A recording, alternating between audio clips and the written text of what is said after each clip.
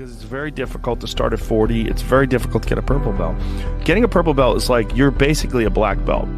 You just need to put the time in. The difference between a white belt and a blue belt, the blue belt is like, okay, you're learning things. You now have an understanding of moves that's not just a beginner's understanding. Like, you know a path. When you get into someone's side control and you trap an arm with your neck, you know how to slide into that head and arm choke. It's natural. It's automatic.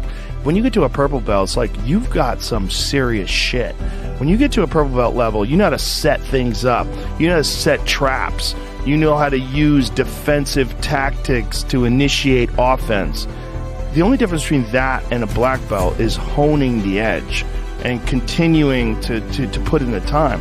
The difference between my game when I was a purple belt versus my game when I'm a black belt is that I just learned more moves and became more consistent and then trained more. So it's not one answer.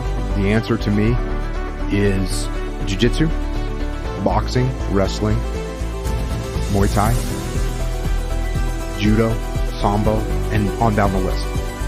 I definitely start with jiu-jitsu.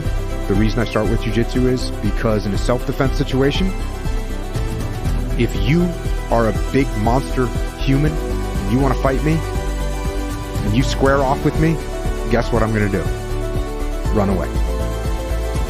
Because I don't want to get involved. Even if I see skinny little Lex out on the street and you start yelling at me and saying you want to fight me, I don't want to fight you. It doesn't matter. I don't care if I can beat you or not. What if you stab me? What if you sue me after I get done throwing you onto the concrete? There's a million bad things that can happen and almost nothing good. So for self-defense, my first self-defense is my feet to get away from you. And if you square off to punch me, I can run away from you. If you square off to kick me, I can run away from you. If you push me, I can run away from you. So, great.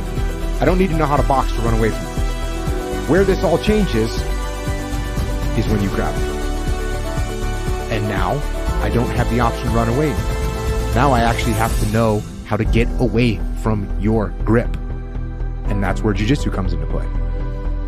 So, especially if you get me on the ground. If you grab me and get me on the ground. Now I need to know how to get you off of me and get up and get away from you so I can run away.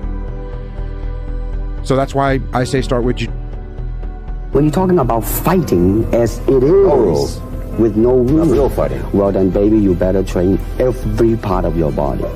And when you do punch, now I'm leaning forward a little bit, hoping not to hurt any camera angle.